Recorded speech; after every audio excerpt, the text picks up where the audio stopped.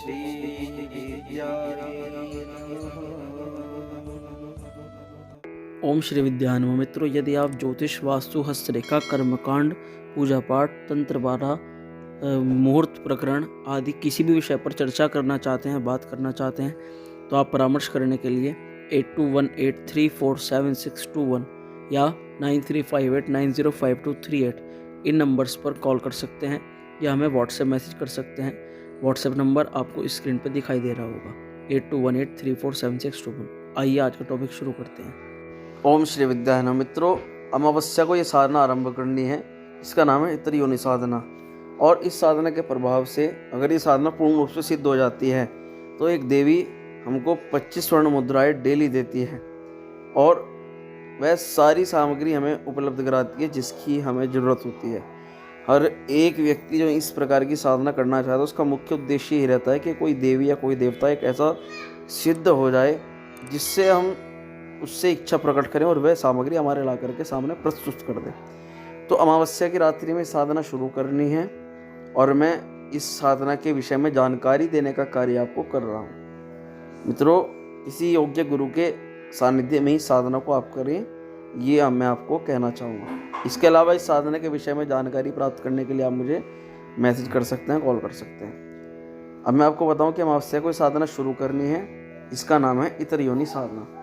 अब इसके लिए सबसे पहले आपको क्या सामग्री चाहिए? इसके लिए आपको लाल चंदन की माला चाहिए जो आप कहीं से भी खरीद सकते हैं। और शिव पूजा करते हुए यानी भगवान शिवलिंग की पूजा करते हुए शिवलिंग से आपको इस माला को टच करके एक प्रकार से सिद्ध कर लेना है।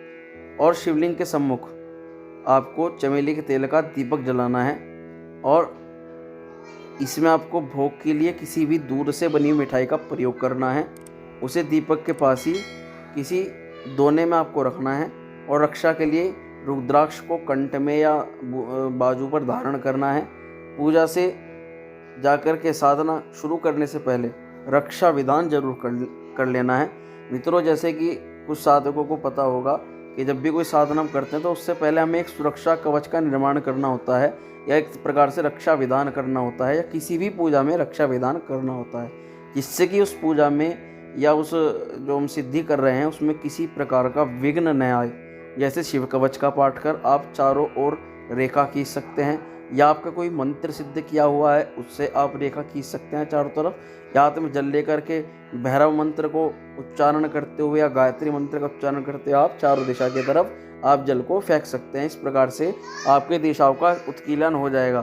फिर दीपक के पास ही एक सुपारी सिंदूर से लाल रंग के मोली बांधकर चावल की ढेरी पे स्थापना करनी है और उसका पंचोपचार पूजन करना है और संदूरनी देवी से आने की प्रार्थना करनी है, यानी कि सुगंध की देवी से आने की प्रार्थना करनी है। कहना है कि हे देवी, तुम नाना अलंकारों से सुशोभित हो, आपकी देह में चंदर और कस्तूरी के समान गंध प्रवाहित होती है, आपके नेत्र विशाल व ज्वल्यमान हैं, आप सदैव प्रसन्न रहते हैं, आपके साधक को आप प्रसन्न करती हो और अपने साधक को मान व धन, वस्त्र, आभूषण वह सब सामग्री प्रदान करती हो जिसको साधक को चाहिए और उसकी दरिद्रता को हमेशा के लिए मिटा देती हो।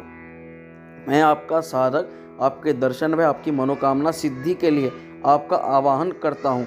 आप मेरे आह्वान स्वीकार करें और जहाँ कहीं भी उपस्थित हो, आप जहाँ कहीं भी हो मेरे सम्मुख उपस्थित हो जाएं।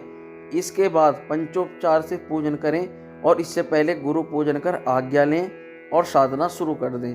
आपको हर रोज़ 80 माला जाप करना है। इससे कम चलेगा, ज़्यादा जितना भी कर लें इससे कम बिल्कुल नहीं चलेगा। मतलब मिनिमम आपको 80 माला तो करनी ही करनी है और हर रोज़ 80 माला मंत्र जप करना है।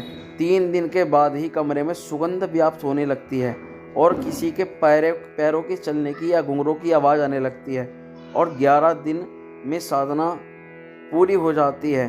देवी प्रसन्न मुद्रा में दर्शन देती है। इसमें धैर्य नहीं खोना होता। अगर यहाँ तक आप पहुँच जाएं कि आपको देवी ने साक्षात दर्शन दे दिए तो ये समझ लीजिए कि आपका कार्य 95% तक सफल हो गया है। 5% का जो कार्य है वो मेन है।